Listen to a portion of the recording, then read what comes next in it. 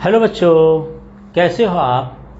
Class 11 mathematics में आजकल हम रिलेशन एंड फंक्शन पढ़ रहे हैं। पिछले वीडियो में मैंने एक्सरसाइज 2.2 के क्वेश्चन सॉल्व किए थे। इस वीडियो में हम लेकर चलेंगे एक्सरसाइज 2.3 जो कि आपके रिलेशन फंक्शन के बेस पर एक्सरसाइज है।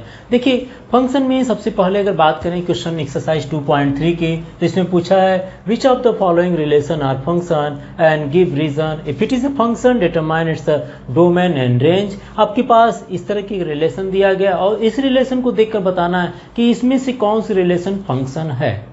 तो सबसे पहले बात यह है कि रिलेशन आपने एक्सरसाइज 2.2 एंड कार्टेशियन प्रोडक्ट के बेसिस पर एक्सरसाइज 2.1 में भी आपने रिलेशन पढ़े होंगे, लेकिन आप फंक्शन के बारे में शायद नहीं जानते होंगे। तो सबसे पहले ये जान लीजिए कि फंक्शन क्या कंडीशन होती है कि कोई भी हमारे पास रिलेशन एक फंक्शन होता है। उसके बाद हम इन रिलेशंस में से अपने फंक्शन को निकाल लेंगे और अगर है फंक्शन तो उसके डोमेन और रेंज बताने की कोशिश करेंगे। तो देखिए, फंक्शन के लिए कंडीशन याद रखिएगा। मैं इसको एरो डायग्राम समझा देता हूँ। एरो डायग्राम से आप इसको देखिएगा।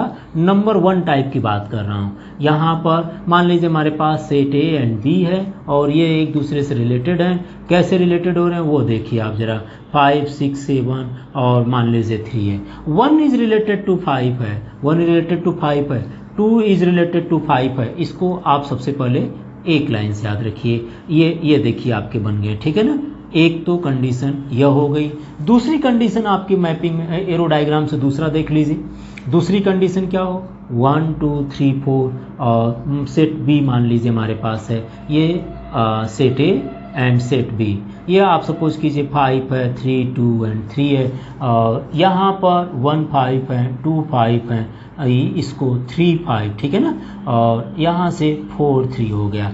2 हमने बनाए, एक तीसरी कंडीशन बना लेते हैं 2 कंडीशन से और मेनी 1 हो जाएगा। तो ठीक है, हम इन्हीं दोनों पर बात करेंगे, ठीक है ना। दोनों की कंडीशन पर देख लीजिए, बिकॉज ऑन टू और इनटू आपको जानना नहीं। तो देखिए, फंक्शन की टाइप्स हुआ करते हैं जो कि क्लास 12 में आप लोग पढ़ेंगे। फंक्शन के टाइप्स में होते हैं 1, 1, many 1, into and onto. Into और ऑनटू तो हम इधर से इधर देखा करते हैं। इनटू और ऑनटू क्या देखते हैं, इधर से इधर देखा करते हैं। लेकिन हम जो फंक्शन की बात करेंगे वह 1, 1 और मेनी 1 के बेसिस पर भी हम किसी भी रिलेशन को बता सकते हैं कि वो फंक्शन है या नहीं। 1, 1 और मेनी 1 का मतलब क्या है, नाम से ही क्लियर हो जाए। देखिए, 1, 1 फंक्शन की बात करते हैं, 1, 1 फंक्शन, और यहाँ पर हम बात कर रहे हैं मेनी 1 फंक्शन।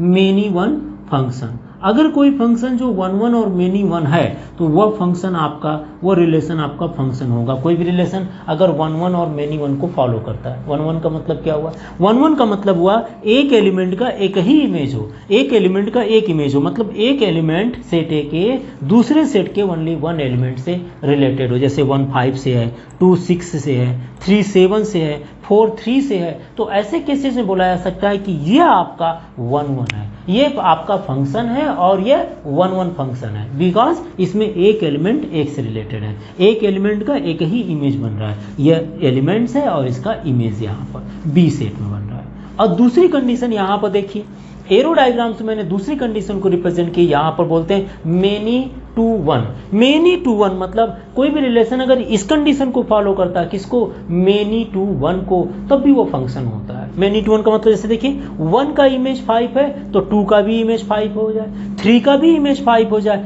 4 का भी इमेज 3 हो, 4 का भी इमेज चाहे तो 5 हो जाए। मतलब इधर के सारे एलिमेंट का इमेज एक ही हो।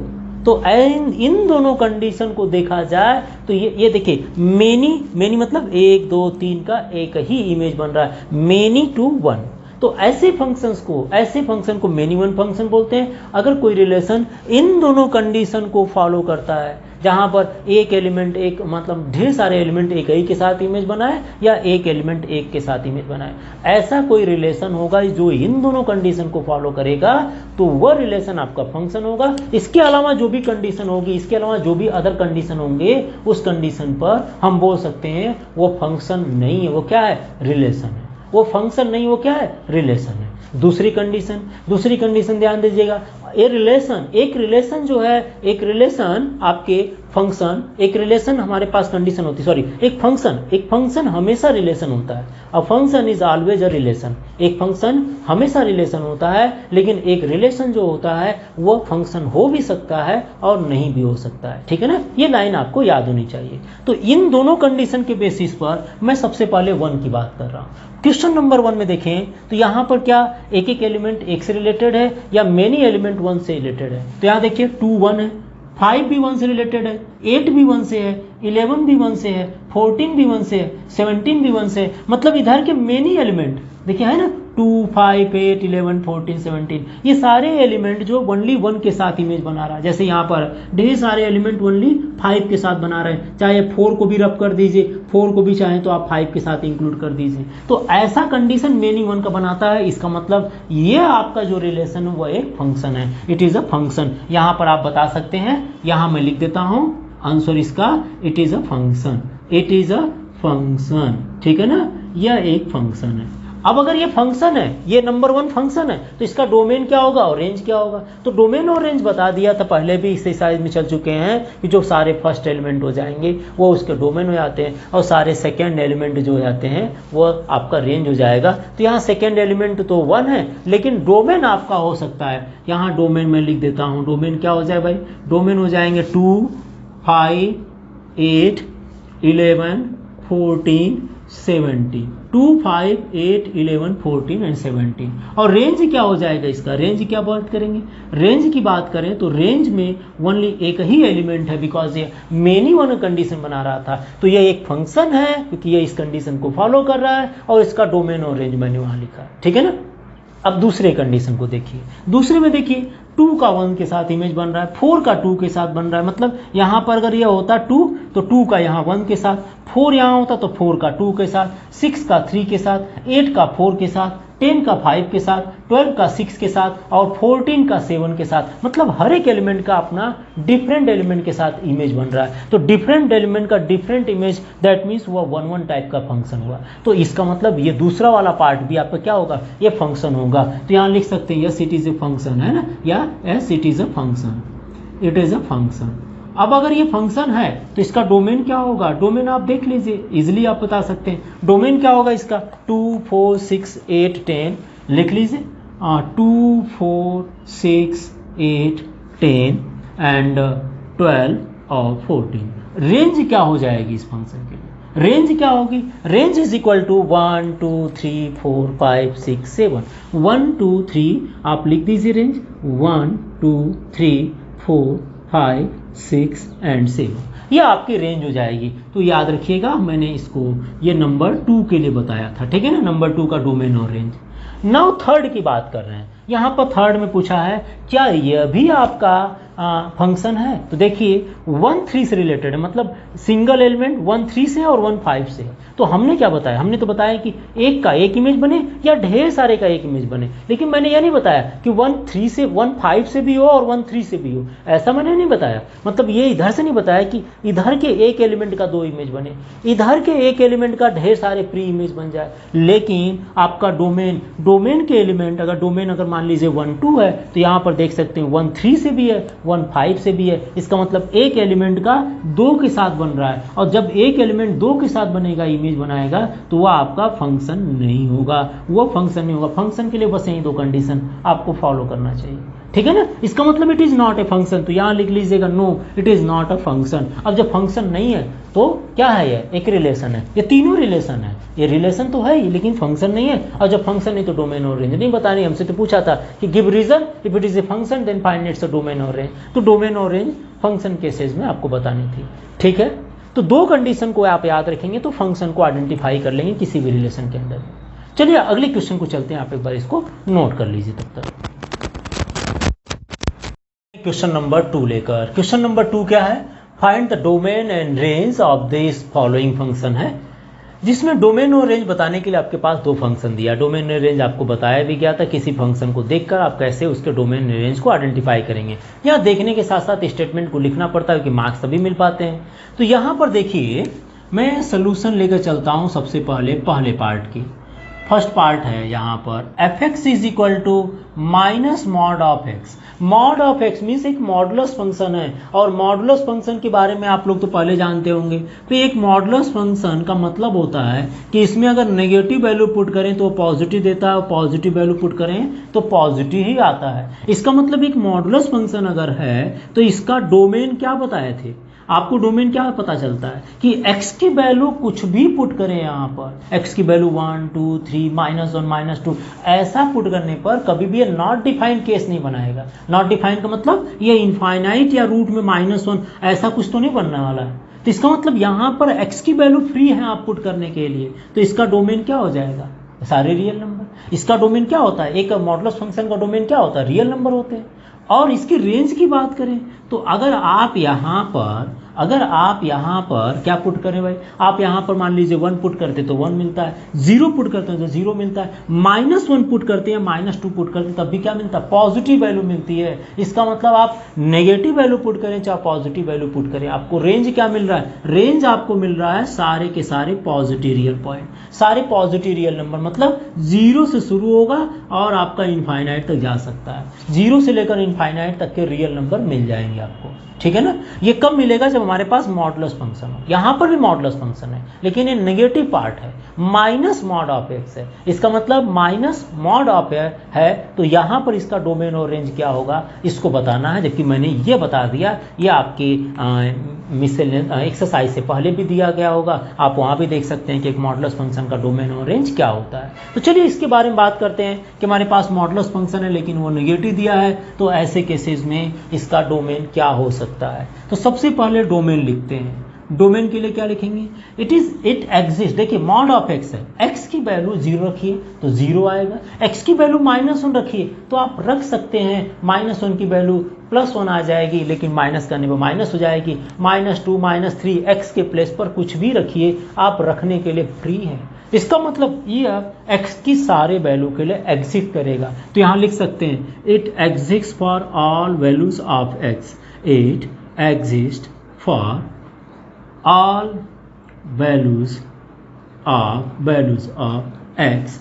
ये एग्जिस्ट करेगा सारी वैल्यू x के रखने के लिए। इसका मतलब इसका डोमेन हो जाएगा, so domain is equal to, domain of this function is equal to real number हो जाएगा, सारे रियल नंबर हो सकते हैं क्योंकि आप कुछ भी रख सकते हैं।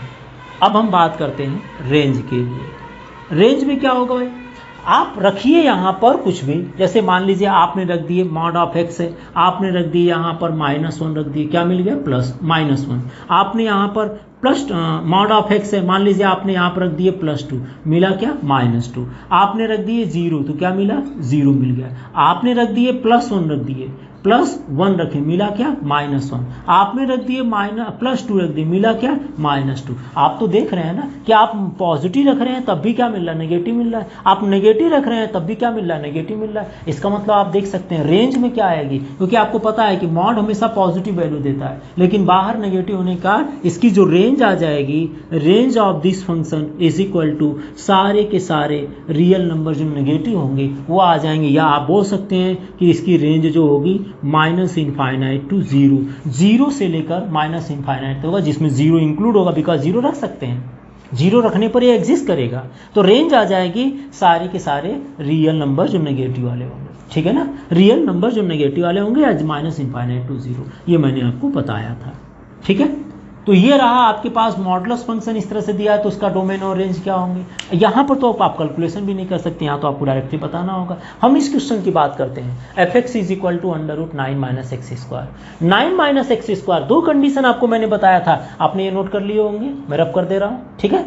तो चलिए चलते हैं दूसरे पार्ट की तरफ। दूसरे पार्ट में आपको ध्यान देना है, आप अगर मान लीजिए केंद्रीय विद्यालय में पढ़ रहे हैं तो आप केंद्रीय विद्यालय अदर स्टूडेंट हैं तो उसमें 11th क्लास में सबसे ज़्यादा क्वेश्चंस ये वाला क्वेश्चन पूछे जाते हैं, ठीक है ना। तो क्वेश्चन नंबर इसमें 2 की बात करते हैं, f(x) is equal to √9 - x², 9 - x²। ये एक आपके पास स्क्वायर रूट फंक्शन है, ठीक है ना, स्क्वायर रूट है, स्क्वायर रूट के अंदर क्या है 9 - x², एक क्वाड्रेटिक फंक्शन है। एक स्क्वायर रूट में फंक्शन का डज नॉट एग्जिस्ट कंडीशन क्या होता है, आपको बस ये ध्यान देना है कि यह कौन कौन सी वैल्यू रखने पर या किस वैल्यू रखने पर एग्जिस्ट करता है। एग्जिस्ट मतलब किन की वैल्यू रखने पर ये माइनस नहीं आता, because -1 √-1 is not equal to real part. -1 real number नहीं होता है। नेगेटिव नंबर कोई भी क्या होता है, रियल नंबर नहीं होता है। कोई भी नेगेटिव नंबर जो होगा वो कॉम्प्लेक्स हुआ करता है, इमेजिनरी नंबर होती है, वो रियल नंबर नहीं होता है। इसका मतलब हमें ये देखना है कि एक्स की जगह वो सारी वैल्यू पुट कीजिए, बस ध्यान दीजिएगा वो वैल्यू नहीं पुट करना है जिसको पुट करने पर ये रूट की जो वैल्यू हो जाए वो माइनस में आ जाए। उनसे अगर आप बच जाते हैं, उनसे अगर आप बच जाते हैं तो इसका मतलब आप बता देंगे इसका डोमेन क्या होगा। ठीक है ना, ये इसका डोमेन क्या होगा। आप अगर वैसे देखें, डायरेक्टली अगर देखना चाह रहे हैं तो यहाँ पर x की जो वैल्यू 0 रख दीजिए। अगर आप 0 रखते हैं तो 9 - 0 मतलब 9 आ जाएगा, जो कि +-3 बोल सकते हैं। अगर आपने x = 1 ले लेते हैं तो 9 - 1 √8 आता है, जो कि रियल नंबर होता है। x = 2 लेते हैं, 9 - 2 √7 आ जाएगा। x = 3 लेते हैं, 9 - 9 = 0, मतलब आप इतना ले सकते हैं। उसके बाद अगर x = 4 लेते हैं तो आप देख सकते हैं कि 9 - 16 आ जाएगा और √-7 आ जाएगा, जो कि रियल नंबर नहीं है। इसका मतलब आप रख सकते हैं, क्या रख सकते हैं, 0 रख सकते हैं, 1 भी रख सकते हैं और +-1 रख दीजिए। आप चाहे तो +-2 रख दीजिए, आप चाहे तो +-3 रख दीजिए। आप रखेंगे इन सभी नंबर को तो आपको जो नंबर मिलेगा वो रियल नंबर मिलेगा। लेकिन इनके अलावा अगर कोई नंबर x के प्लेस पर पुट करेंगे तो क्या मिलेगा आपको, वो आपको नेगेटिव रियल नंबर, नेगेटिव मिल जाएगा, कॉम्प्लेक्स नंबर मिल जाएगा, अंडर रूट में माइनस आ जाया करेगा। और अंडर रूट में माइनस आने का मतलब वो नंबर आपका रियल नंबर नहीं हुआ, वो क्या हो गया, एक कॉम्प्लेक्स नंबर हो गया। तो ऐसे केसेस को याद रखिएगा, बस आपको ये ध्यान देना है कि किन किन पॉइंट रखने पर ये एग्जिस्ट करेगा, आप वहीं उसका डोमेन हो जाएगा। अगर आप ध्यान से देखें तो इसका डोमेन आपको पता चल जा रहा है कितना होगा, -3 से +3 तक नंबर, बिकॉज 0 1 2 3 एंड -1 -2 -1 -2 -3। तो आप -3 से लेकर +3 की वैल्यू आप पुट कर दीजिए, ये फंक्शन एग्जिस्ट करेगा। और -3 से ऊपर या +3 से ऊपर अगर आप वैल्यू पुट करते हैं x के प्लेस पर तो ये डज नॉट एग्जिस्ट बनाएगा, मतलब वो नंबर जो आएगी वो रियल नंबर नहीं होंगे। इसका मतलब उन सभी पॉइंट पर -3 से ज़्यादा और +3 से ज़्यादा, -3 से छोटे पॉइंट पर और +3 से ज़्यादा पॉइंट पर अगर यहाँ पुट करते हैं तो उन पॉइंट पर ये फंक्शन एग्जिस्ट नहीं करेगा। इसका मतलब इसका डोमेन उन पॉइंट पर नहीं होगा। ठीक है, तो इसका डोमेन क्लियर हो गया। लेकिन ऐसे लिखते तो नहीं है, लिखना क्या है, कैसे लिखकर करना है इसको सॉल्व, उसको हम देख लेते हैं एक बार। तो चलिए, ये मैंने आपको बता दिया। अगर आप कहीं कंडीशन दे रहे हैं तो आप देख कर भी बता सकते हैं कि इस फंक्शन का डोमेन और रेंज कितना हो सकता है ना। यहाँ पर बात करते हैं डोमेन के लिए।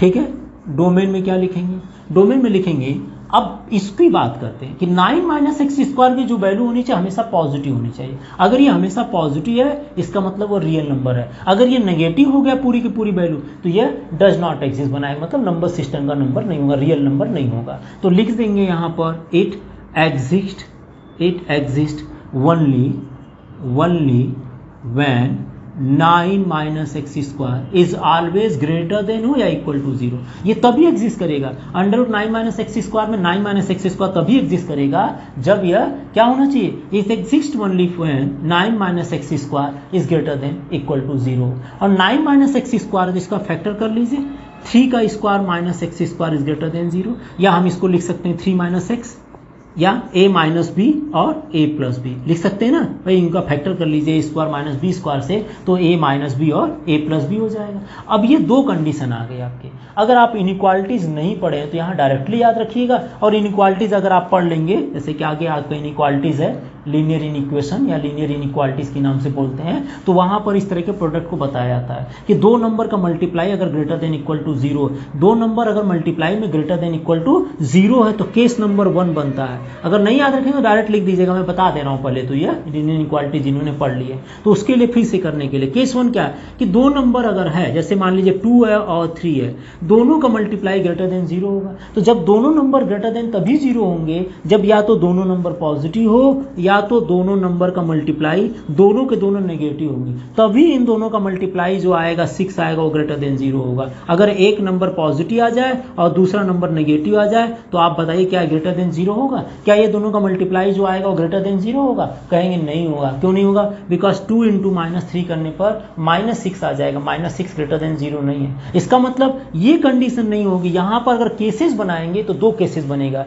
या तो दोनों के दोनों पॉजिटिव हो या तो दोनों के दोनों नेगेटिव हो। तो ऐसे केसेस में मैं पूरा सोल्यूशन बता रहा हूँ, लेकिन अगर आपको लगता है कि नहीं हम सर इतना लंबा पड़ जा रहा है, हम शॉर्टकट में क्यों नहीं लिख पाए, तो आप शॉर्टकट में लिख लीजिएगा, वो भी आपको बता देंगे, ठीक है ना। 3 - x एंड 3 + x > 0 है, तो ऐसे में बनेगा 3 - x या तो ग्रेटर देन होगा, या तो ग्रेटर देन इक्वल टू 0 होगा, या तो 3 + x is greater than equal to 0 होगा, ठीक है। या तो 3 - x greater than equal to 0 होगा, या तो दोनों पॉजिटिव, या तो ये भी पॉजिटिव होगा, ये पॉजिटिव होगा, केस बनेगा ना। अगर ये दोनों का मल्टीप्लाई ग्रेटर देन 0 हो तो केस बनता है या तो ये ग्रेटर देन इक्वल टू 0 होगा, या तो ये ग्रेटर देन इक्वल टू 0 होगा। ऐसे केसेस में यहाँ से -x greater than equal to -3। अब माइनस है, इनइक्वालिटीज की साइन देखिए, अगर मान लीजिए बोलते हैं कि यहाँ पर 1 इज ग्रेटर देन 1 इज मान लेते हैं -1 सॉरी 2 इज ग्रेटर देन 1 है, 2 क्या है, ग्रेटर देन 1 है। तो अगर माइनस को -2 या आप -2 ले लीजिए, सॉरी एक मिनट, फिर मैं फिर से यहाँ माइनस की बात कर रहा हूँ, माइनस को मैं समझा देता हूँ। एक -1 इज ग्रेटर देन 0 हो गया, ठीक है ना, -1 इज ग्रेटर देन 0 हो गया। तो माइनस को अगर हटाते हैं तो क्या होगा, क्या -1 इज लेस देन 0 है, तो हटाते हैं अगर माइनस तो क्या मिलेगा, 1 इज ग्रेटर देन 0 होगा। माइनस अगर हटता है क्या होगा, इनइक्वालिटीज की साइन चेंज हो जाएगी ना। कोई भी नंबर ले लीजिए, अगर -2 की बात करते हैं कि -2 इज लेस देन 1 है, तो क्या 2 भी लेस देन 1 होगा, क्या 2 भी लेस देन 1 होगा, नहीं 2 लेस देन नहीं होगा। ऐसे केसेस में जब माइनस हटेगा तो 2 क्या होगा, ग्रेटर देन हो जाएगा। भाई -2 लेस देन 1 है बोल सकते हैं, लेकिन जब माइनस हट जाएगा तो क्या होगा, ये ग्रेटर देन होगा। तो इनइक्वालिटीज में ये होता है कि साइन अगर यहाँ से रिमूव होती है, साइन हटती है, तो उसका इनइक्वालिटीज की साइन चेंज हो जाता है। तो यहाँ पर देखिए if -x is greater than equal to -3 है, और दोनों साइड के माइनस को हटाएंगे तो हम बोलेंगे x इज लेस देन 3 हो जाएगा, इनइक्वालिटीज का साइन क्या होगा, चेंज हो जाएगा। अगला यहाँ पर देखिए if 3 + x is greater than equal to 0 है, तो x is greater than -3, x is greater than -3 हो गया, ठीक है ना। यहाँ पर मिल गया x इज लेस देन 3, और यहाँ मिल गया x is greater than equal to -3। अगर हम इन दोनों नंबर को नंबर लाइन पर प्लॉट करें तो कैसा बनेगा, देखिए यहाँ पर नंबर लाइन खींचते हैं, यहाँ हो जाएगा 0, ये -1, ये -2, ये -3। मैंने पूरा डिस्क्राइब कर रहा हूँ इस क्वेश्चन के लिए, उसके बाद आपको शॉर्टकट भी बता देंगे। ये इनफाइनाइट तक, -इनफाइनाइट तक। जैसे x की वैल्यू लेस देन 3 की बात कर रहा है, 3 से लेस देन कहाँ होगा, 3 से लेस देन किधर चलना पड़ेगा, इधर चलना पड़ेगा। 3 से लेस देन की बात कर रहा है तो 3 से लेस देन में कौन सा नंबर आएगा, 2 आएगा, 1 आएगा, 0 आएगा, -1, मतलब आप इधर चलेंगे, लेफ्ट हैंड साइड में चलना शुरू करेंगे, ठीक है ना। और -3 से ग्रेटर देन की बात कर रहा है, तो -3 से बड़ी किधर आएगी, -2, -1, 0, 1, 2, 3, तो -3 से ग्रेटर देन में इधर चलेंगे। इसका मतलब अगर देखा जाए तो हमारे पास कॉमन नंबर मिल जाएगा अगर इन दोनों को लिया जाए तो। -3 से बड़े इधर चलेंगे और +3 से लेस देन इधर चलेंगे। इसका मतलब -3 से +3 के बिटवीन इतने नंबर आ जाएंगे, इतने नंबर आ जाएंगे। इसका मतलब इनके लिए कॉमन प्लेस बन रहा है, कॉमन प्लेस बन रहा है। ऐसा नंबर अगर ले, जैसे -1 ले ले, तो -1 जो है लेस देन 3 है, -1 क्या लेस देन 3 है, और -1 इज ग्रेटर देन किसके लिए, -1 इज ग्रेटर देन -3 के लिए हो जाएगा। अगर इनके बिटवीन कोई भी नंबर लिया जाए तो ये दोनों कंडीशन को सेटिस्फाई करेंगे। जहां पर दोनों के बीच में कॉमन प्लेस बनता है तो इसको हम लिख सकते हैं, क्या लिख सकते हैं, यहाँ अगर इन दोनों को ज्वाइंट लिखा जाए तो मैं इसको लिख सकता हूँ x की वैल्यू ग्रेटर देन -3 होना चाहिए। इसका मतलब -3 से ग्रेटर देन हो but less than equal to +3 हो। एक तो पहला केस मैंने बनाया, अभी दूसरा केस देखिए, केस नंबर 2, उसके बाद मैं शॉर्टकट बता दूंगा आपको। केस नंबर 2 क्या होगा, केस नंबर 2 होगा, केस नंबर 2 की बात करते हैं कि जब ये दोनों का मल्टीप्लाई ग्रेटर देन 0 होगा तो उसमें कंडीशन क्या हो सकती है, या तो दोनों पॉजिटिव होगा या तो दोनों नेगेटिव हो सकते हैं, या तो दोनों पॉजिटिव होंगे या तो दोनों नेगेटिव होंगे। तो मैंने पॉजिटिव तो बता दिया कि या तो दोनों पॉजिटिव होंगे या तो दोनों नेगेटिव होंगे, मतलब 3 - x भी लेस देन इक्वल टू 0 होगा और 3 + x भी लेस देन इक्वल टू 0 होगा। या तो दोनों नेगेटिव होंगे या तो दोनों पॉजिटिव होंगे। ऐसे केसेस में आप यहाँ से देखिए सॉल्व कर लीजिए, 3 - x that means -x less than -3, so x is greater than equal to 3 मिल जाएगा। और यहाँ से अगर ये दोनों लेस देन 0 हो that means 3 + x is less then 0, so x is less than -3।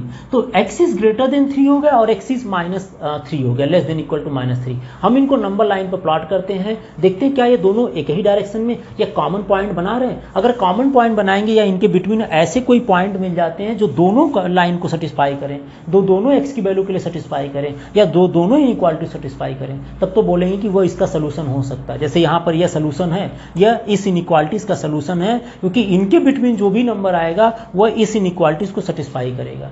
ये जो दोनों नंबर आएंगे वह इसको सेटिस्फाई करेगा। जैसे -3 से +3 के बिटवीन 2 1 0 -1 -2 यहाँ रख कर देख लीजिए, ये सारे सेटिस्फाई कर रहे हैं इसको, ये कभी भी इसको रूट में माइनस नहीं बनने दे रहे हैं।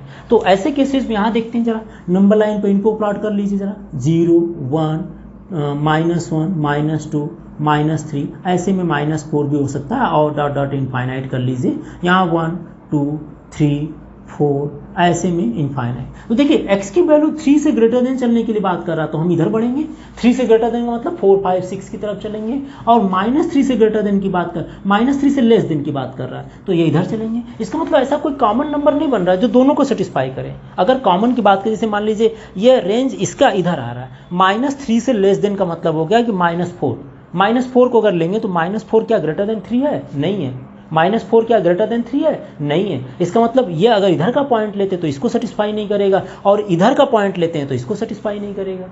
तो ऐसे केसेस में इनके बीच में कॉमन पॉइंट नहीं बन रहा है, तो यहाँ पर कोई सोल्यूशन नहीं बनेगा। लेकिन यहाँ पर बन जाएगा सोल्यूशन। यहाँ क्या बना? -3 से लेकर +3 तक।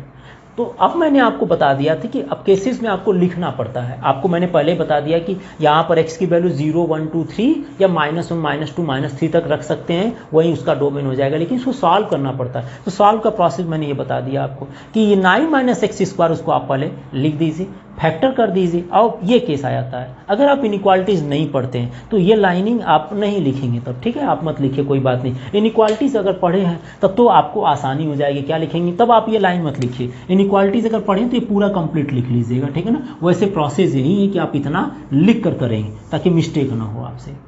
ये मैंने आपको लाइन बता दिया। अब मैं इसके बाद डायरेक्ट लिखूंगा, क्या लिखूंगा? If 3 - x and 3 + x is greater than equal to 0 है, तो मैं लिख सकता हूं x की जो वैल्यू होगी, इस लाइन के बाद की बात कर रहा हूं, इस लाइन के बाद आप लिखेंगे then x always lie between -3 से +3। इफ 3 - x एंड 3 + x दोनों ग्रेटर देन इक्वल टू 0 होंगे, तभी होंगे जब x की वैल्यू -3 से +3 के बिटवीन होगा। आप -3 से +3 के बिटवीन कोई भी नंबर यहाँ पुट कर लीजिए, आप देखेंगे वो हमेशा 0 से बड़ी आएगी। ये कैसे आया? ये कैसे आ गया अचानक? ये ऐसे आया। कैसे आया? ऐसे। ये जो वैल्यू ला रहे हैं वो कैसे आया? इतना प्रोसेस करना पड़ता है। तो इतने प्रोसेस को अगर आप कर लेते तो आपके लिए दोनों तरीके सही हो जाएगा, और पेपर में तो आपको यही लिखना चाहिए, ठीक है ना। तो मैंने इसके बाद का प्रोडक्ट ये बता दिया कि अगर ये दोनों वैल्यू x के प्लेस पर वो कौन से नंबर रखें जिसकी वैल्यू जो मल्टीप्लाई करने पर ग्रेटर देन इक्वल टू 0 आ जाए, वो नंबर होगा -3 से +3 के बिटवीन। तो इसका मतलब आपसे डोमेन पूछा है, तो x की वैल्यू क्या क्या रखा जाए जिससे कि ये 9 - x² एग्जिस्ट करे। तो डोमेन आ जाएगा, इसका डोमेन क्या आ जाएगा? डोमेन आ जाएंगे -3 -3 2 +3, -3 2 +3 हो जाएंगे। इसके अलावा कोई भी नंबर नहीं रख सकते। -3 2 +3 का मतलब समझ रहे हैं? -3 -2 -1 एंड 1 2 एंड 3। तो ये इतने पॉइंट आपके डोमेन में आ जाएंगे। डोमेन ऑफ दिस फंक्शन हो गया। और कैसे आया मैंने इतना आपको बता दिया ताकि कंफ्यूजन न रहे कहाँ से आ गया, ठीक है ना। अब मैं इसकी रेंज की बात करता हूँ, ध्यान से देखिएगा। अब मैं यहाँ पर रब करने वाला हूँ, ठीक है, रब कर दें। आपने स्क्रीनशॉट ले लिए होंगे। नाउ चलिए रेंज की तरफ चलते हैं। थोड़ा सा बड़ा हो जाता है क्वेश्चन, इसीलिए मैंने बोला ये इंपॉर्टेंट भी आपके लिए है, पेपर पर्पस के लायक है, क्योंकि मुझे नहीं लगता किसी भी बोर्ड में ये क्वेश्चन से लिव करना चाहिए। 11th क्लास में KBS में जो हम लोग क्वेश्चंस पूछे जाते हैं, वो हम लोग जो पूछते हैं वो क्वेश्चंस कॉमन आता है। हर साल रीजनल ऑफिस से जो पेपर आते हैं ये क्वेश्चंस हमेशा मिलता है। 9 - x², 4 - x², 16 - x², इस तरह के क्वेश्चन हमेशा पूछे जाते हैं। तो डोमेन मैंने आपको बता दिया -3 से +3। नाउ रेंज की बात करते हैं। डोमेन आपने निकाल लिए, अब रेंज निकालिए। रेंज के लिए क्या करेंगे? सबसे पहले इस फंक्शन को मान लीजिए, लेट y = 9 - x²। इसको कन्वर्ट करिए x के टर्म में, बिकॉज देखिए x यह होता है और डोमेन जो रेंज होता है वो यह होते हैं। मतलब लेट y बिलोंग्स टू को डोमेन मान लेते हैं, हम मानते हैं, इसमें डायरेक्टली मैंने लिख दिया। तो y बिलोंग्स टू को डोमेन होता है। इसका मतलब हम ये दिखाना होता है कि x की जो कौन से एलिमेंट x का है जो y के साथ रिलेटेड है। तो उसको दिखाने के लिए तरीके क्या है वो आप देख लीजिए जरा। या आप यहाँ से इमेजिन कर लीजिए कि x की वैल्यू जैसे 0 1 2 3 4 5 और 0 1 2 3 पुट कर सकते हैं। तो 0 और 1 क्यों पुट करेंगे आप, -3 से +3 के बिटवीन में 1/2 भी होगा, 1/3 भी होगा, तो ऐसे बहुत सारे नंबर होंगे। तो वो नंबर कौन कौन से होंगे वो नंबर आपको बतानी, दैट मीन्स वह आपको रेंज बतानी है। तो let y is equal to 9 - x square, और यहाँ लिख दीजिएगा y बिलोंग्स टू को डोमेन ऑफ दिस फंक्शन होगा। इस फंक्शन का जो को डोमेन होगा वो y है। तो पहले y इज इक्वल टू मानने के बाद फिर इसको सॉल्व कर लीजिए। Y square is equal to कितना आएगा 9 - x स्क्वायर, दोनों साइड का स्क्वायर कर दिए। यहाँ से x स्क्वायर निकाल लेंगे तो यह आ जाएगा 9 - y स्क्वायर, या x इज इक्वल टू आप ले लीजिए 9 - y स्क्वायर, या प्लस माइनस लिखना चाहें तो प्लस माइनस ले लीजिए। हमने यहाँ पर ओनली 9 - y स्क्वायर ले लिया, ठीक है ना। अब यहाँ पर 9 - y स्क्वायर लेने पर अब क्या लिखेंगे, फिर वैसे लिखेंगे 9 - y स्क्वायर के लिए रेंज बतानी है तो लिखेंगे इट एग्जिस्ट ओनली व्हेन, कब एग्जिस्ट करेगा, जब 9 - y स्क्वायर की value greater than equal to 9 - x square is always greater than equal to 0, less than नहीं होना चाहिए। तो ऐसे केसेस में अभी मैंने वहाँ पर भी सॉल्व किए थे कि 3 - y 3 + y is greater than equal to 0 होगा। अब सॉल्व करेंगे तो यही मिल जाएगा, यही मिलेगा ना। अगर इसको सॉल्व करते हैं तो कॉमन पॉइंट क्या आएगा, -3 से लेकर +3 होगा। लेकिन रेंज अगर आपको बतानी है तो जरा देखिए -3 से +3 की बात कर रहे हैं, ठीक है ना। -3 से +3 की बात करते हैं। अब अगर आप मान लीजिए, मैंने यहाँ पर इसको इस तरह समझाना चाहता हूँ कि रेंज आपका -3 से +3 होगा या कुछ और होगा। तो देखिए यहाँ पर जैसे मान लीजिए मैंने नंबर ले लिया, यहाँ पर 0 ले लिया, 1 ले लिया और 2 ले लिए, 3 ले लिए, ठीक है ना। और यहाँ -1 -2 -3 ऐसे नंबर्स ले लिए। यहाँ पर जरा देखिएगा, जैसे मान लीजिए मैं यहाँ पे x इज इक्वल टू 0 रखता हूँ, क्या रखूँगा 0। अगर 0 रखूँगा तो मिलेगा 9 - 0 इज इक्वल टू क्या होगा 9 का स्क्वायर रूट निकालेंगे, स्क्वायर रूट ऑफ 9 निकालेंगे तो +-3 बताएंगे। बात तो यही ना, +-3 बताएंगे। तो इस 0 का अब +-3 का मतलब मान लीजिए यहाँ पर -3 होगा और यहाँ पर +3 होगा, तो 0 इससे भी रिलेटेड हो गया, 0 इससे भी हो गया, ठीक है ना, यही ना हुआ। अगर आप मान लीजिए x इज इक्वल टू क्या लिखते हैं 1 लिखते हैं, x इज इक्वल टू 1 लिखते हैं तो 9 - 1 कितना होगा 8 आ जाएगा। 8 का स्क्वायर रूट +-2√2 होता है। मान लेते हैं हमारे पास 2√2 यही है, ये मान लीजिए -2√2 है। तो 1 आपका किससे हो गया 1 2 से हुआ, 1 2 -√2 से हुआ। ऐसे में एक एक एलिमेंट दो से रिलेटेड हुआ। अच्छा आगे चलते हैं, अब -1 की बात कर लीजिए। -1 का स्क्वायर -1 अगर यहाँ रखेंगे तो भी 8 ही मिलेगा। क्या मिलेगा 8, और -1 अगर रखते हैं तब भी क्या मिलेगा 8 मिलेगा। 8 का मतलब यह आ जाएगा -1 2√2 और ये आएगा। अब बताइए कि देखिए यहाँ पर ये जरूर बोल सकते हैं, यहाँ पर आपको देखकर क्या लग रहा है कि माइनस हो गया, -3 -2 केसेस बन रहे हैं। तो अगर आप देखते हैं कि अगर 1 अगर हम 2 लेते हैं, 1 अगर मान लीजिए 1 की जो वैल्यू या 0 रखे हैं तो 0 रखने पर यहाँ पर +3 आया और -3 आया। तो एक एलिमेंट क्या हो गया 2 से रिलेटेड हो गया। 0 का इमेज अगर 0 में लेते हैं तो 0 में क्या आ रहा है, 0 का जो इमेज बन रहा है वो 3 के साथ भी बन रहा है और -3 के साथ बन रहा है। लेकिन क्वेश्चन क्या कर रहा है, क्वेश्चन कर रहा है कि ये फंक्शन है, तब इसकी रेंज बताइए। अगर जब ये फंक्शन कह रहा है तो एक एलिमेंट का 2 इमेज क्यों होगा भाई, एक एलिमेंट का एक ही इमेज बनना चाहिए ना। वह हमने आपको स्टार्टिंग बता दिया कि अगर कोई फंक्शन है तो 1 1 और ऑन टू के कंडीशन 1 1 और मेनी 1 कंडीशन फॉलो करना चाहिए। तो यहाँ पर अगर 0 2 से भी रिलेटेड है और 2√2 से, या 0 का इमेज 3 भी आ रहा है और 0 का इमेज -3 आता है तो फंक्शन ही नहीं हुआ।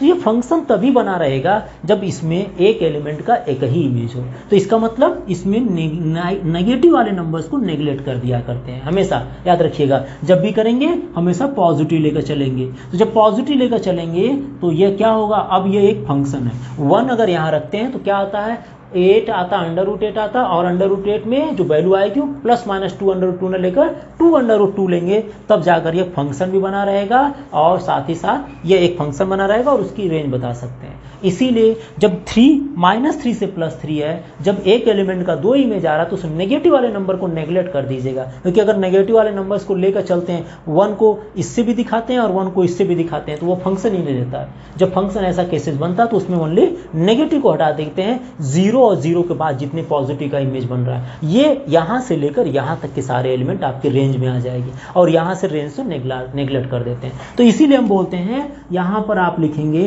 रेंज इज इक्वल टू क्या होगा, यहाँ पर सारे नेगेटिव को हटा दीजिए, नेगेटिव को हटाएंगे तो क्या बचेगा, नेगेटिव कहाँ से है, 0 से लेकर -3 तक हटा दीजिए, तो नेगेटिव हो जाएगा 0 से लेकर बाद की वैल्यू, मतलब रेंज जो आएगी वो 0 से लेकर +3 तक होगी। रेंज क्या होगी इसकी, 0 से लेकर +3 होगी, -1 -2 -3 को हटाना पड़ेगा। ऐसा क्यों बताया, मैंने बताया कि अगर आप ऐसा लेते हैं यहाँ पर जो भी वैल्यू निकालेंगे अगर वो प्लस माइनस लेते हैं, x की वैल्यू जैसे 1 है और 1 यहाँ रखने पर +2√2 और -2√2 आता है, तो इसमें ये फंक्शन नहीं रह जाता है, और फंक्शन नहीं रह जाता तो इसमें आप नेगेटिव पार्ट को नेगलेक्ट कर दीजिए, तो ये फंक्शन भी बना रहा है बिकॉज ये खुद कह रहा है कि इट इज़ ए फंक्शन है, देन इसकी फाइंड रेंज कीजिए। तो इसीलिए हमने इसकी रेंज क्या होगी, 0 से लेकर 3 तक हो गए थे, और डोमेन मैंने बता दिया था -3 से +3 तक। इतना मैंने एक्सप्लेनेशन कर दिया। अगर आप अभी इनइक्वालिटीज़ नहीं पढ़े तो आप इसके बाद जो मैंने डोमेन की कंडीशन बताया था आप वो पूरा इनइक्वालिटीज़ मत सॉल्व करिएगा, जब आप पढ़ लीजिएगा तब आप उससे सॉल्व कर क्वेश्चन को कंप्लीट करेंगे,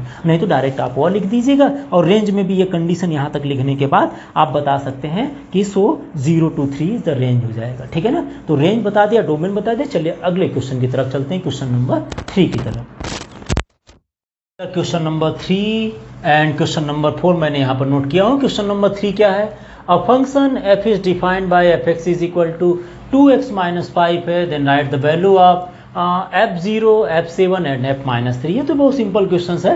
देखिए fx is equal to 2x - 5 दिया है, तो x के प्लेस पर 0 पुट करनी बस, तो आपको क्या निकल जाएगा, f0 मिल जाएगा। जैसे यहाँ पर अगर हम बात करें सोल्यूशन ऑफ क्वेश्चन नंबर 3, जैसे first part, since fx is equal to 2x - 5 है, सो f0 की वैल्यू कितनी होगी, तो इसके लिए x is equal to 0 put कर दीजिए, x is equal to 0 put कीजिए, तो 2 × 0 - 5 इज इक्वल टू -5।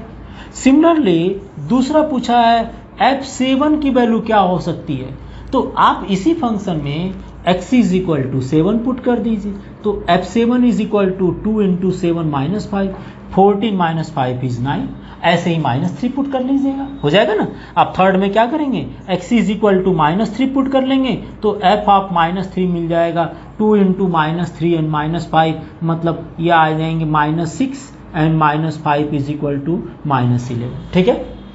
ऐसे ही एक फ़ारेनहाइट और सेल्सियस में, मतलब एक फ़ारेनहाइट और सेल्सियस का एक स्केल है, ये जान रहे हैं, तो इसमें आपसे TC इज इक्वल टू एक इक्वेशन या एक फंक्शन दिया गया है, आपको T0, T20 या T-10 इन सभी की वैल्यू फाइंड करनी है, तो उसको भी देख लेते हैं। Solution of this question, solution of 4 की बात कर रहे हैं, सोल्यूशन ऑफ क्वेश्चन नंबर 4। देखिए आपसे पूछा है T0 की वैल्यू, तो आप क्या करेंगे, C is equal to 0 put कर दीजिएगा। C इज इक्वल टू जब 0 पुट करेंगे तो T0 is equal to 9C/5 है ना, इसको लिख दीजिए 9 × 0/5 + 32 विच इज इक्वल टू 32। और अगर दूसरा पार्ट दे दिए C इज इक्वल टू, देखिए T28 पूछा है, मतलब C के प्लेस पर 28 रख दीजिएगा, C के प्लेस पर 28 रख दीजिएगा, तो ये आ जाएगा 9 × 28/5। वैसे ही T इज इक्वल टू -10, तो C के प्लेस पर -10 रख दीजिएगा। मैं आपको फोर्थ बता देता हूँ, आप सेकेंड थर्ड आराम से कर लेंगे, सेकेंड एंड थर्ड सिंपल है, जैसे आपने थर्ड क्वेश्चन किए तो वैसे ही फोर्थ है। आपको मैं इसका फोर्थ पार्ट बता देता हूं, जिसमें कि C की वैल्यू पूछा है और when TC is equal to 212 दिया है। देखिए TC के प्लेस पर 212 रख दीजिए, तो यह आ जाएगा 212 इज इक्वल टू 9C/5 + 32। यहाँ से आपको C की वैल्यू फाइंड करना, बिकॉज C पूछा आपसे, ठीक है। तो C निकालने के लिए आप देखिए 212 - 32 which is equal to 9C/5, 9C/5 हो जाएगा, तो कितना आ जाएगा 2 एंड यहाँ पर आपको मिल जाएंगे कितने 0 एंड 9 to 11 मतलब 10, 10 - 3 7, 7 हो जाएंगे, ठीक है ना। 10 - 2 0, 11 - 3 इज इक्वल टू 8 एंड 180, ठीक है ना। 180 और इंटू इसमें 5 कर लीजिए upon 9 is equal to C, so 9 2 ज़ा 18 and the C is equal to 5 2 ज़ा 10, 100 आ जाएगा। The value of C is equal to 100, अब सेंटीग्रेड में तो 100 सेंटीग्रेड हो जाएगा। सिंपल क्वेश्चन था क्वेश्चन नंबर 4, एक बार आप इसको देख लीजिए, मेरे हिसाब से इसमें कोई प्रॉब्लम नहीं होगी। हम चलते हैं क्वेश्चन नंबर 5 की तरफ। नंबर 5, क्वेश्चन नंबर 5 में पूछा है find the range of the following function. आपसे डोमेन भी पूछ सकता है, जरूरी नहीं कि आपसे रेंज ही पूछे, डोमेन भी पूछ सकता है, बट डोमेन ज़्यादातर टाइम में मेंशन किया है, इसलिए हम डोमेन और रेंज दोनों की बात करते चलेंगे, ठीक है ना। तो चलिए देखते हैं सोल्यूशन ऑफ दिस क्वेश्चन। सबसे पहले फर्स्ट पार्ट की बात करते हैं। Here f x is equal to 2 minus 3x है और कंडीशन दिया है कि x की वैल्यू रियल नंबर होना चाहिए, वो भी ग्रेटर देन 0। x की वैल्यू रियल नंबर हो, ग्रेटर देन 0 हो, तो डोमेन तो अपने आप पता चल गया ना। डोमेन क्या बता दिया, x की वैल्यू ओनली ग्रेटर देन 0 ही पुट करनी है, तो डोमेन तो इसका क्लियर हो गया। वे सारे रियल नंबर जो ग्रेटर देन 0 होगा वो आप रख देंगे 0 से लेकर इनफाइनाइट तक, 0 से लेकर इनफाइनाइट तक। ये नंबर क्या हो जाएंगे, इसको ओपन में, तो 0 से इनफाइनाइट लिख दीजिए, या तो ओपन में आप ऐसे भी लिखते हैं, ठीक है ना। ओके, बिकॉज 0 इंक्लूड नहीं करना, इसने डोमेन दिया था, डोमेन मेंशन कर दिया था, इसलिए डोमेन नहीं पूछा था। अब हम बात करते हैं रेंज की बात करते हैं। अगर आप 0 से ग्रेटर देन कोई वैल्यू पुट करते हैं, जैसे आप मान लीजिए x इज इक्वल टू आप यहाँ पर 1 पुट करते हैं, x is equal to 1 put करते हैं, तो क्या मिलता है minus x is equal to minimum value की बात करते हैं, x इज इक्वल टू अगर आप यहाँ 1 पुट करते हैं तो -1 मिलेगा। x इज इक्वल टू मान लीजिए आपने रेंज की बात कर रहे हैं, थोड़ा सा कैलकुलेशन आपको बता देते हैं कि सोच भी सकते हैं, बाकी तो मैं वहाँ पर कैलकुलेट कर लेंगे, ठीक है ना। यहाँ पर अगर बात करते हैं, देखिए 2 माइनस 3x है और x की वैल्यू ग्रेटर देन 0 पुट करनी है, तो 0 से वैल्यू मान लीजिए 1/3 पुट करेंगे, तो कितना मिल जाएगा आपको, मिल जाएगा 1, और x इज इक्वल टू मान लीजिए 1 पुट करते हैं तो यह मिल जाएगा -1। x इज इक्वल टू अगर आप मान लें 2 पुट करते हैं तो यह मिल जाएगा 2 minus 3 into 2 is equal to -6।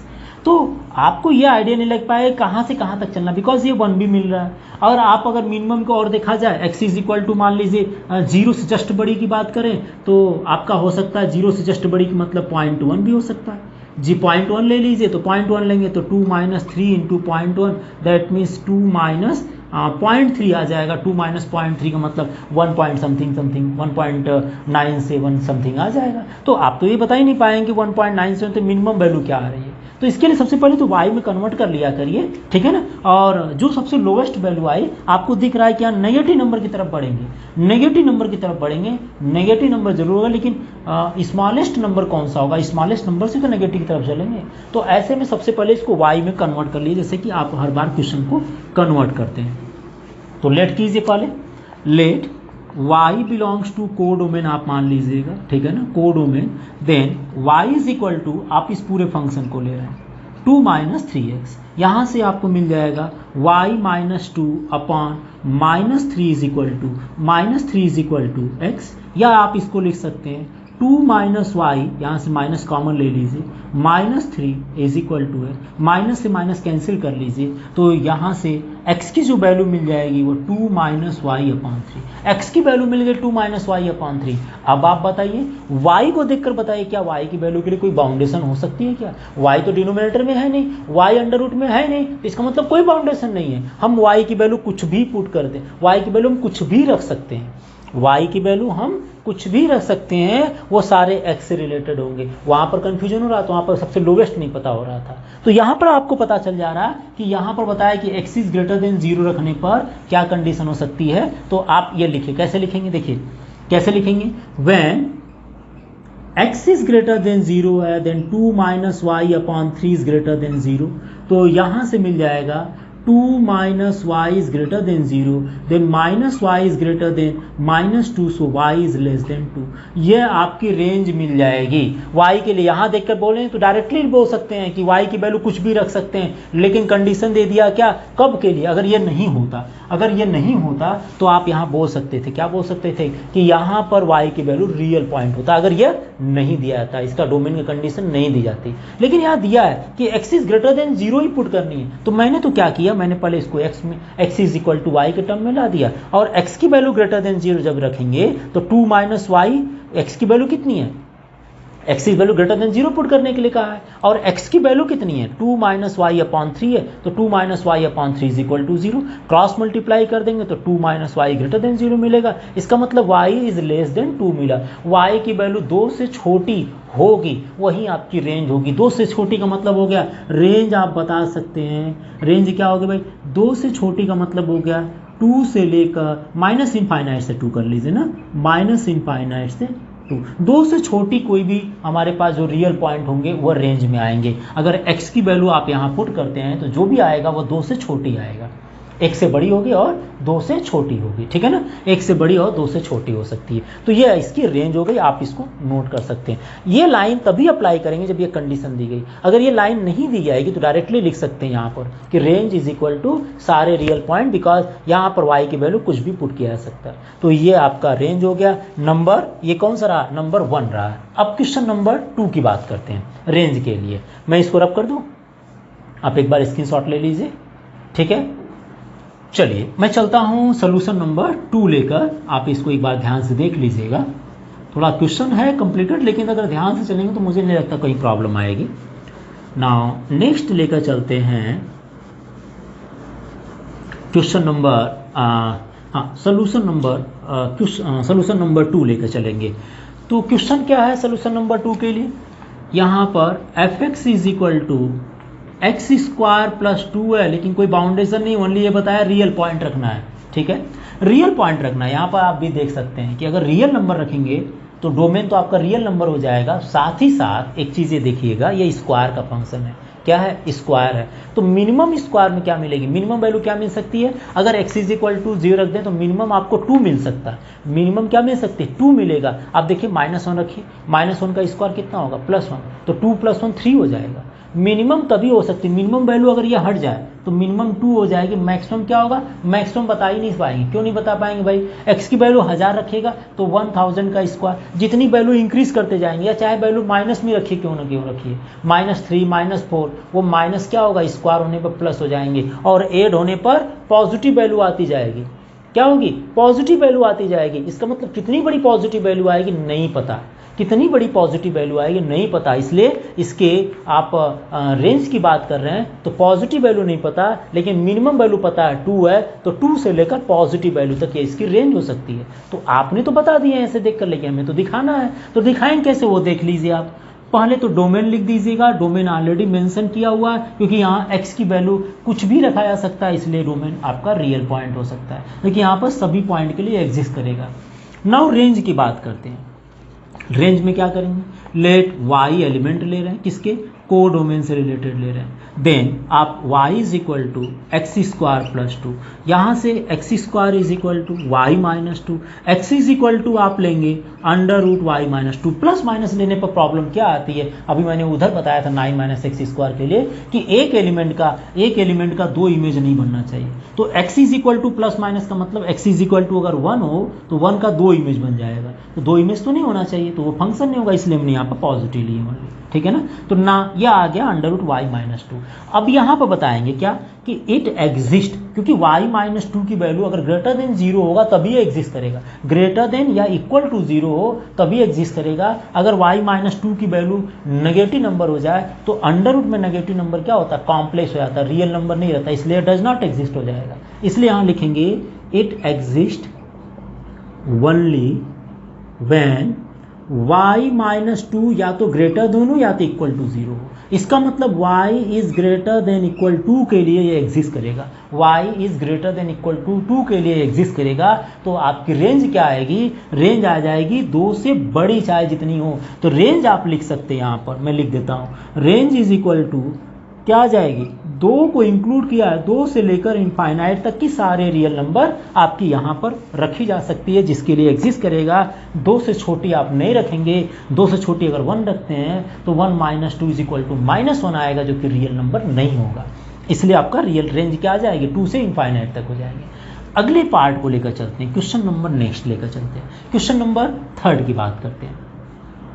Question number 3, f(x) is equal to x दे दिया है। डोमेन आप इसको देखकर भी बता सकते हैं, बिकॉज वहाँ मेंशन खुद किया है, तो x बिलोंग्स टू r, इसलिए डोमेन रियल नंबर हो गया। एक चीज़ और देखिएगा, ये एक आइडेंटिटी फंक्शन है, f(x) is equal to identity function है। आइडेंटिटी फंक्शन का मतलब जो चीज़ें रखेंगे वही चीज़ें आ जाएगी, जो रखे यहाँ पर x इज इक्वल टू 1 रखिए वहीं आ जाएगी, 1 आ जाएगी। x is equal to 0 put कीजिए, f की वैल्यू क्या आएगी, fx इज इक्वल टू 0 आ जाएगी। f माइनस 1 रखिए, fx इज इक्वल टू क्या आएगी, -1 आ जाएगी। इसका मतलब ये आइडेंटिटी फंक्शन है, तो डोमेन और रेंज दोनों बराबर होते हैं। तो ऐसे केसेस में रेंज के लिए क्या करेंगे, वही पूरा लाइन लिख दीजिएगा, लेट y बिलोंग्स टू को domain y is the member of codomain है, तो y इज इक्वल टू क्या मान लेंगे x, so x is equal to y, so यहाँ पर y किसी भी पॉइंट को रखने पर एग्जिस्ट करेगा, so range is equal to क्या आएगा, सारे के सारे रियल पॉइंट आ जाएंगे, range is equal to real point आया, ठीक है ना। ये मैंने आपको डोमेन और रेंज समझाया था, समझ में आया होगा मुझे लगता है। आपको कोई प्रॉब्लम आती है तो आप कमेंट बॉक्स में लिखकर पूछ सकते हैं। साथ ही साथ इसके अलावा अभी और क्वेश्चंस होंगे मिसलेनियस एक्सरसाइज में, हम उनके बारे में डिस्कस करेंगे, और मेरे हिसाब से उसके बाद आपको डोमेन और रेंज फाइंड करने में कोई प्रॉब्लम नहीं आएगी। थोड़े से कॉम्प्लिकेटेड बन जाता है डोमेन रेंज, लेकिन यह रिलेशन फंक्शन का मेन पार्ट होता है, इसके बिना फंक्शन समझ लीजिए इनकम्प्लीट बोला जा सकता है। तो आप एक बार क्वेश्चंस को देखिए, अगले वीडियो में हम मिसलेनियस एक्सरसाइज को लेकर चलेंगे, ठीक है ना। आप तब तक नोट कर लीजिए इसको।